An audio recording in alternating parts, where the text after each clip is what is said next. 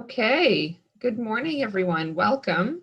We'll get started because we're right on time.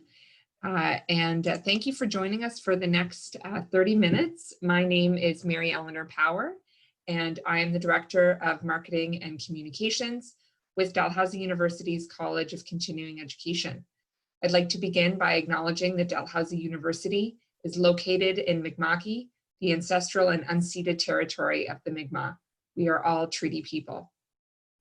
Thank you for joining us for today's webinar, and we hope you'll enjoy the next 30 minutes. And if you have questions throughout, please add them to the chat, and we'll save some time at the end to address them, but also would encourage you to add any questions or comments throughout, and Jay would be happy to address them. So if we do go over a bit of time, then if you add in your comments and questions throughout, then we can certainly make sure that we touch on them. Now I'd like to introduce you to our host and one of our instructors, Jay Heisler. Jay is an instructor at Dalhousie University and NSCAD University. He is a CNBC published freelance journalist who has worked in the Middle East, Eastern Europe, and Africa. He has worked in Washington, D.C. several times in counterterrorism, finance, and mental health policy. His PhD studies are on pause at Louisiana State University, and we welcome Jay for joining us. And take it away, Jay. Thank you, Mary-Eleanor. Since that bio was drafted, my career has been fast moving during the COVID-19 crisis. I've also become a regional correspondent here for Voice of America, I'm now a contributing analyst for Oxford Analytica. So yeah, this is going to be, for many of you, your first exposure to MAD studies, which is what I've been teaching at Dalhousie and at NSCAD University. And so MAD studies is the section of critical disability studies, which is the section of critical theory that looks at mental health. And it's in many ways a typical critical theory approach, and it's also unique because it's a new and burgeoning field, and it's definitely something worth having on your radar. I'm actually talking to editors right now at a CNN about maybe having an article on CNN's website talking about MAD studies and how it can make inroads in the United States after its success in Canada and Europe.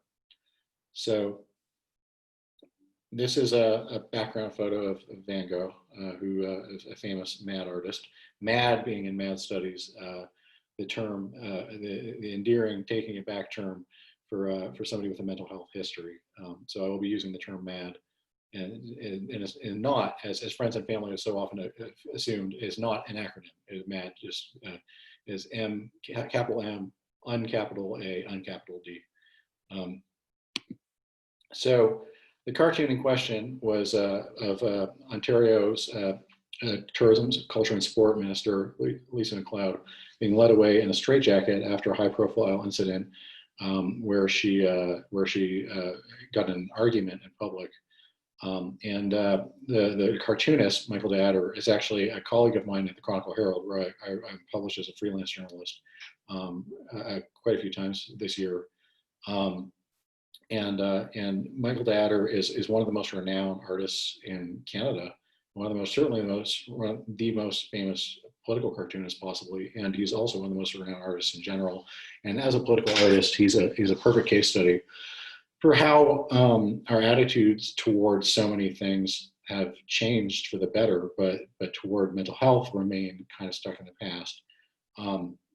Because this cartoon was given a pass by the editorial staff at the Toronto Star, which is arguably the country's premier left-leaning progressive newspaper. It shows MacLeod being led away in a straitjacket, and so it's a very derogatory and very kind of dehumanizing portrayal of somebody with a known mental health history, as this politician had previously gone public with mental health problems. So it's definitely a really kind of dark moment in the Toronto Star's legacy, and it was quite a speed bump for Michael Datter's career, and so it was something that I found really interesting. I first found out about it when it was shared on Facebook by a friend who's a mad studies academic before I ended up teaching mad studies a few months later. And it's definitely a really, it definitely made a splash in the mad studies community, and it definitely is something that could stand as an example of the mainstreaming of mad studies as well. So it was an opportunity for mad studies to really show its value as a new field of study, because here is an example of mental health and people with mental health being talked about really disparagingly. And so Lisa MacLeod is an Ontario politician, and she's in Ontario government, was in Ontario government at the time, and data is published in many newspapers in the country, including the Toronto Star. Famously was, I believe, became a kind of darling of the anti-Trump movement for some of his cartoons, and the backlash to them from editors in New Brunswick. So data is definitely an uncomfortable case study for many people, but we have to have these conversations. As I said, I mean, the standards, how we talk about people from so many different marginalized groups have improved greatly, including very rapidly, very recently. But our attitudes toward how we talk about mental health remain stuck in the past, and people with a mental health history are a marginalized group. And for example, just imagine if the same outrage were raised about American comedians like Andy Borowitz in The New Yorker, who regularly publishes on his personal social media and in his widely read publication for The New Yorker, the Borowitz Report, regularly publishes really kind of vulgar and really kind of cruel jokes about mental health. And so Borowitz universally gets a pass, but Datter doesn't. So I would argue in Datter's defense that what Borowitz has done is so routinely and so shockingly in excess of what Datter has done that maybe Datter, for being in a more liberal country and for more or less being made example of, he can't be a scapegoat here.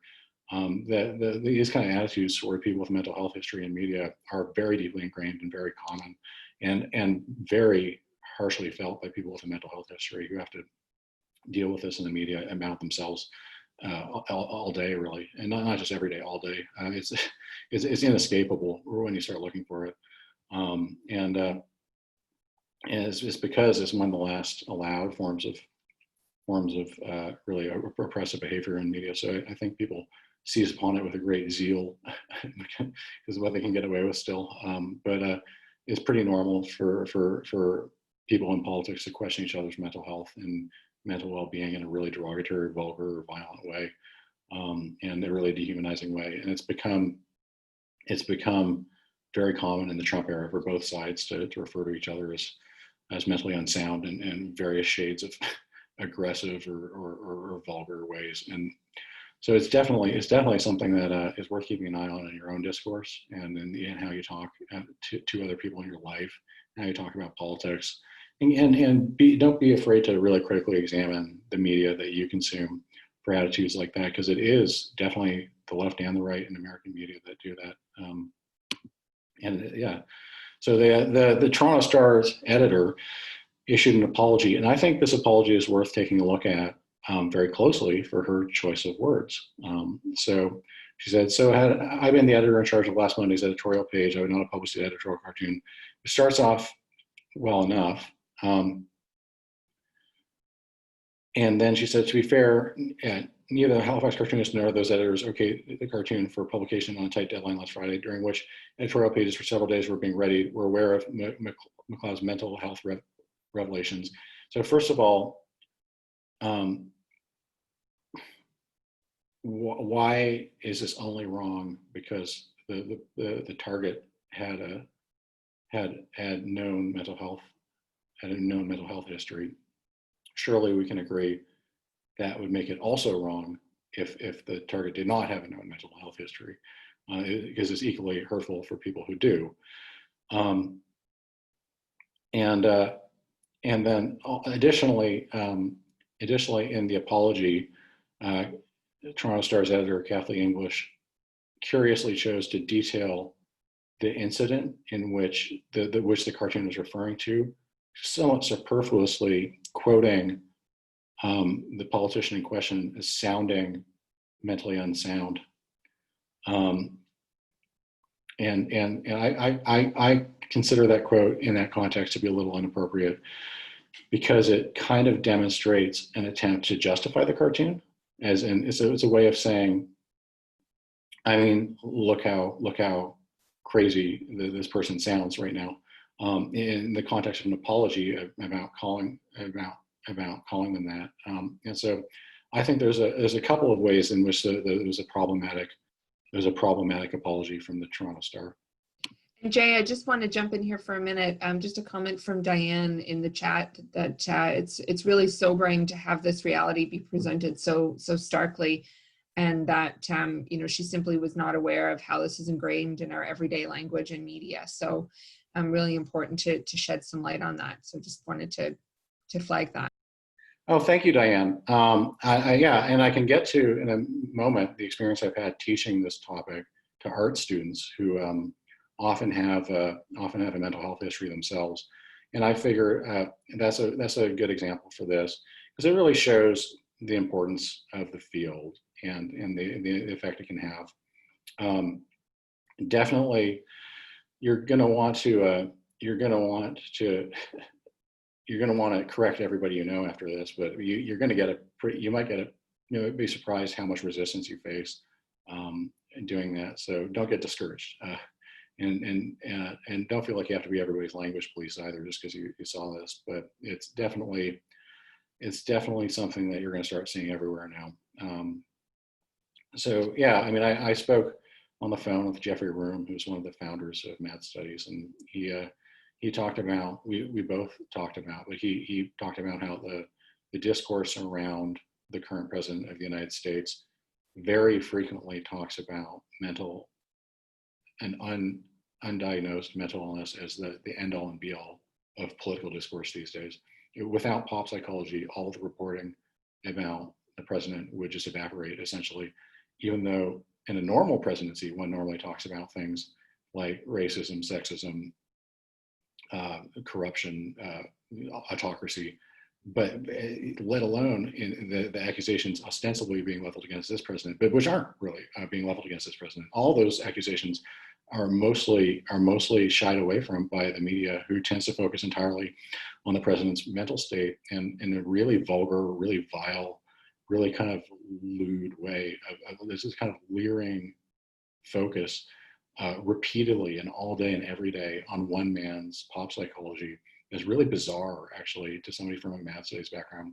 It's really, really bizarre, and should be cause for self-reflection for anybody who does it even once to me, but especially for somebody whose job it is on the media to do it all day.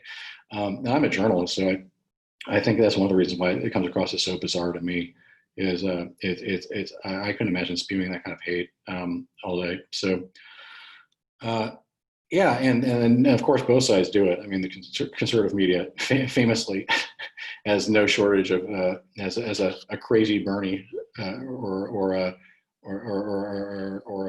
loony left for all occasions. So definitely both sides of the political spectrum are doing it, and so it's definitely something that you're going to want to pay closer attention to. And so Datter's apology, I don't want to pick on Datter too much here. As I said, we're colleagues at the Chronicle Herald, and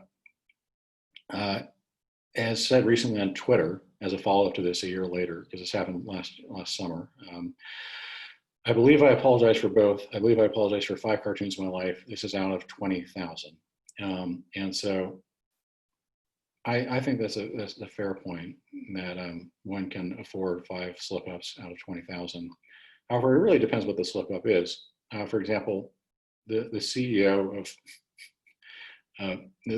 CrossFit lost his empire, or nearly lost his empire, effectively because of a single tweet about George Floyd. And so I think that was justified. I have a friend who runs a CrossFit who withdrew his CrossFit's license, withdrew his franchise status and in protest of that single tweet. So we can agree that some individual statements are strong enough to cancel out years of hard work. So it's just about saying where to draw the line there. And Datter was quoted in the Toronto Star saying, "The goalposts of what we can and can't do are constantly changing." I figure this is an unhelpful attitude because you certainly could not say that about offending a different marginalized group. You most certainly shouldn't say the goalposts of what we can and can't do are constantly changing if you've offended, if you've been accused of racism, sexism, homophobia. So that is a criticism of Datter's response. Sorry, Mary-Eleanor, is there a question? No, there isn't, but I was actually going to add my own comment. It's just interesting that you referenced George Floyd and the CrossFit founder. Just that your reputation and career in today's age is really can either be destroyed or enhanced or uplifted by one tweet, by a number of characters, by one cartoon, one image. So just the power of that one action, that one solitary action is really, you know, it's the risk reward is big, right? In this kind of viral online age.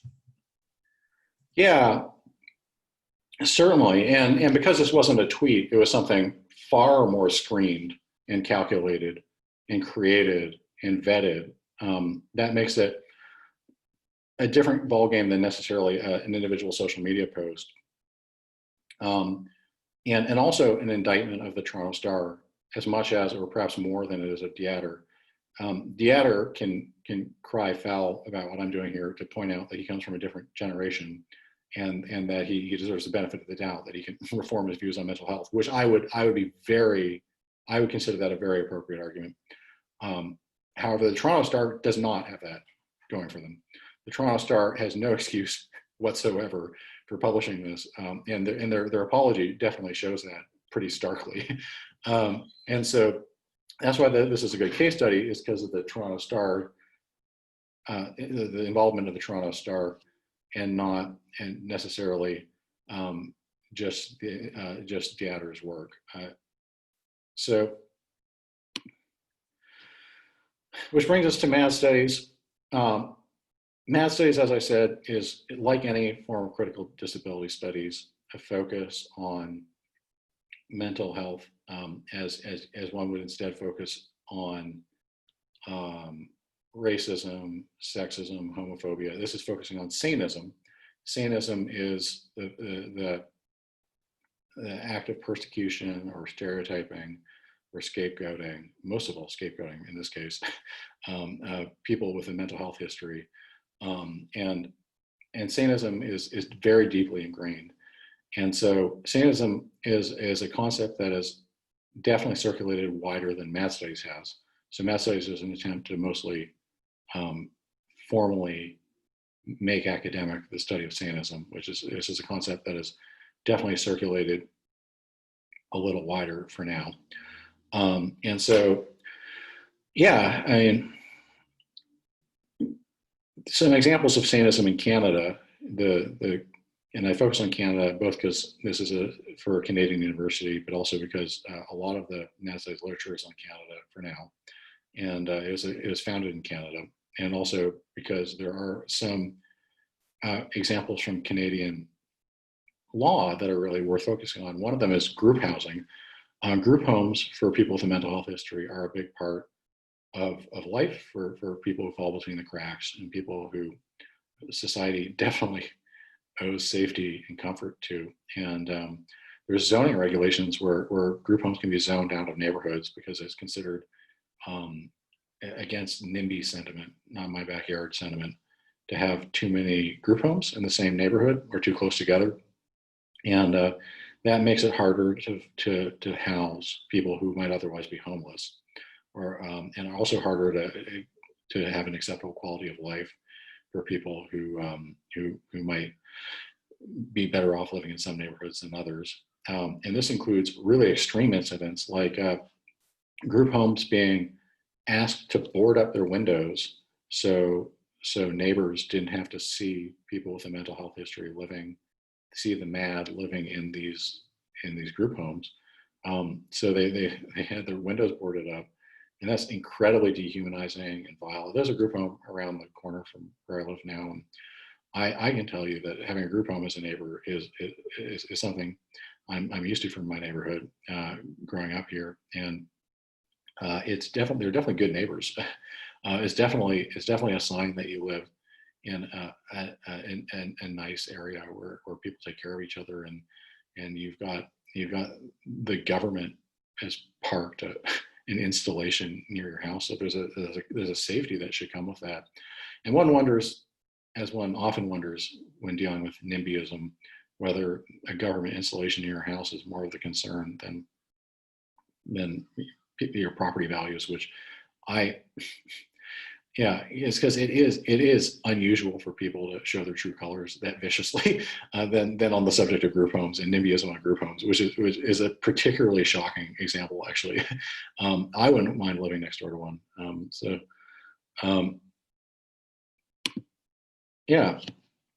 And there's also other big issues for mental health activism is electroconvulsive therapy, ECT, which is definitely a big topic in MAD studies, because it's about the rights and also the testimony of people with a mental health history. How much is the word of somebody worth who is on the receiving end of treatment?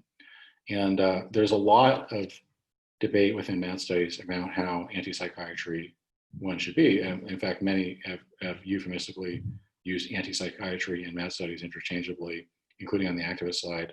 But it's normal in MAD studies literature to say, oh, I have a psychiatrist, or I have a really good relationship with my psychiatrist. I find it really helpful to me. And so one shouldn't find this off-putting. One should instead see this as a process of rehumanizing people with a mental health history, in which they're seen as not something that needs to be contained or attacked to be made better, but instead somebody who, if they do choose to go off their medication, don't deserve death, don't deserve to be brutalized. And so it's like with any field of critical theory, one has to see this as a way for people in a marginalized group to express themselves and to be able to lobby on behalf of their own rights. Is there a question, Mary-Eleanor? No, I was just going to jump in and certainly finish your thought there, Jay, but wondered just as a matter of time, I wondered if we might want to open up to a few questions, if there were any questions or comments. And also just wonder if this might be an opportunity to share a little bit as well about the course, about the upcoming course, Jay, and what people might expect, and given that you focused on a case study today, wondering if you might be able to share some other ways that this kind of material will be incorporated into the course. So back over to you. Yeah, to finish my thought, ECT, electroconvulsive therapy, is said by people who have a practice on them to cause memory loss. And this is in dispute in the psychiatric community. And so this is something that does need to be re-examined, because there is enough credible witness testimony that it causes long-term memory loss that it should be re-examined critically. And so this is one of the lobbying issues of people with a mental health history through MAD studies today. Now I'll just skip through the rest of my slides, and then I'll get to the course. And so the MAD studies is, like I said, a form of critical disability studies that deals with mental health. Here are some examples of my students' artwork from a MAD studies course at NSCAD University, which is Canada's oldest art university. This is by Emma Jordan, and it's inspired by the film Arrival. As you can see, the aliens' tentacles there. And these are all artists with a mental health history, which is really impressive. This is Amy Crosby, who working on a theme frequent in her art, which is that character there. This is Ivan Flores, who is a fashion student And this is just a video that Lauren Randall Stevens about her mental health history. Just show that beginning.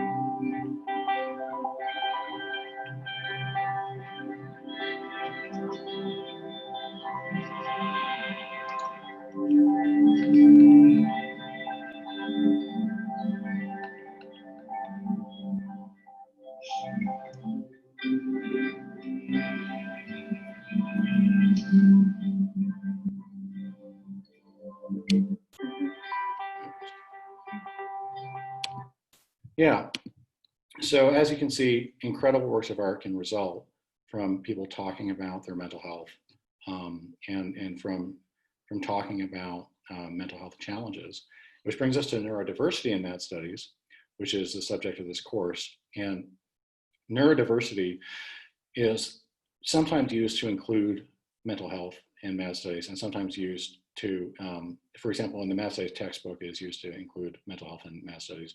But in the dictionary, the textbook definition of neurodiversity is more of a focus on different brain types in a sense such as autism, dyslexia, what is called non-pathological, and combined neurodiversity and mental health are the subject of this course at Dalhousie University, which is dealing with a much less radical view of mental health politics from the course I taught at NSCAD, and which is also dealing with as well more of a focus on the workplace. Although I did try to focus on that in my course at NSCAD as well. So with a focus on the workplace, we're going to look at ways that mental health and ways that being neurodiverse can offer benefits in the workplace. It's theorized that artists going back to cave paintings have been more likely to have bipolar. And it's theorized that, and it's definitely been proven that autistic people, I'm told autistic people is a preferred terminology and not people with autism, which is a little known fact, that autistic people and people with dyslexia actually perform better in creative tasks as well. So we're looking at a new world, and this is a new field in diversity, inclusivity, and hiring, in which the neurodiverse and people with a mental health history have a lot to offer in the workplace. And what goes along with that is an ongoing series of debates about what is enough accommodations for somebody with a different brain type in the workplace. And those works of art I showed you are important for this point, because I, during the pandemic especially, was very fluid with deadlines. And that video, which is a treat for me, watching original television programming in the middle of the pandemic when Hollywood had ground to a halt, was handed in the last couple of hours before I had to submit grades for the course. So well past all the deadlines before the course closed out and there was no longer access to it online and the online learning software. At the very end of the semester's very end. That's how late that video was, but that's what we can accomplish if we work together. If we work together to benefit people with a mental health history. I'm hearing some noises. Is that? Yes, no, it was just me jumping in there, and Sherry just made a comment here that it's good to see that the World Economic Forum has highlighted neurodiversity as an important field in HR and hiring. Yeah, I would echo that. And Jay, just mindful of our time here and want to make sure that we're able to wrap up.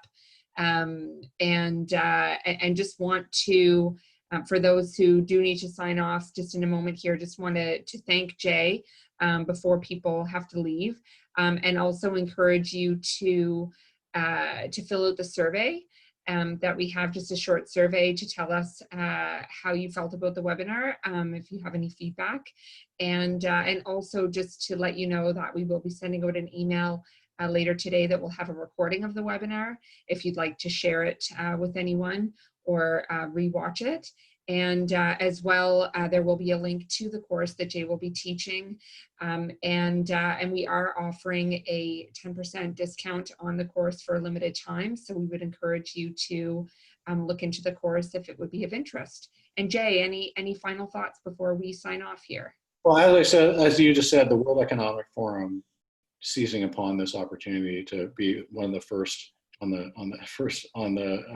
bandwagon here is definitely an example of this being the future of is one of the more exciting fields in academia, both because it can affect the workplace and hiring in a big way, but also because it definitely offers a lot for people who work in fields such as policing, people in medical careers, social work, to be able to really say that they've expanded their minds and they've been able to expand their outlooks.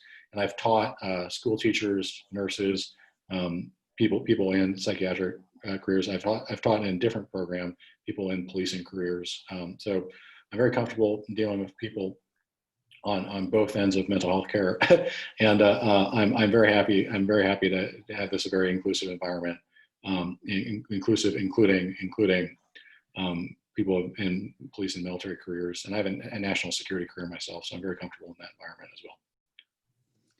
Thank you very much, Jay. And yes, the course begins on October 20th, as Sherry has mentioned here in the comments. And thank you all very much for joining us. Thank you again, Jay, for hosting and sharing some of your insights. And we look forward to seeing some of you at the course. So thank you. Take care and have a wonderful day.